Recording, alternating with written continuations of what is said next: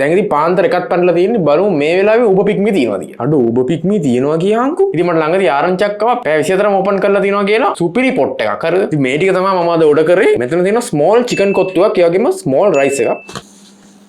අඩෝ ස්මෝල් කිව්වට ඒක ටික ලොකුයි වගේ. ඉතින් මේක තමයි Land of Kings කියන අලුත්ම සීන් එක. රෑ 12න් පස්සෙනොත් මේගොල්ලෝ ඕපන් කරලා තියනවා කියලා තමයි කියන්නේ. ඉතින් ඇත්තට මේක ඔප්පුණාද? මේගොල්ලෝ ඇත්තට ඕපන් කරන් ඉන්නවා. ඉතින් ඒගොල්ලන්ගේ රෑ 12න් පස්සේ වෙනම මෙනු සෙට් එකක් යනවා. ඒකට පේනවා තියෙන මෙනු ටික. ඒතකොට දවල්වරු යනවා ඒගොල්ලන්ගේ normal offers ටික. ඒතකොට 12න් පස්සේ යනවා midnight offers ටික. දැනට ඉතින් after midnight ඕගොල්ලන්ට order කරන්න පුළුවන්. මේගොල්ලන්ගේ බත්තර මුල outlet එක. ඊට පස්සේ මේ ඉදිරියේදී අනිත් ඒවාත් එහෙම කරන්න බලනවලු. ඉතින් midnight offer එක නම් available වෙන්නේ මේ 12න් පස්සේ. බලමු නම් මේගොල්ලන්ගේ මේ 799 මේ chicken rice එක උනේ. බලමු නම් try කරලා. ඒ වගේ මේකට chili paste කැඩලා තියෙනවා.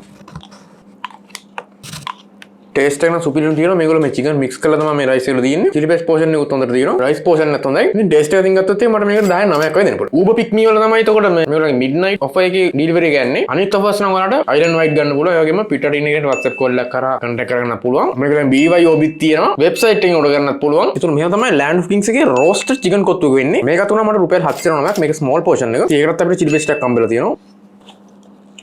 අර රෑට එන බඩගින්නට මේ වගේ කොත්තු සිටුනන් පස්සේ පට්ට ආදල්නේ. අඩු රෑට අඩියක් ගන්න පුළුවන් බා.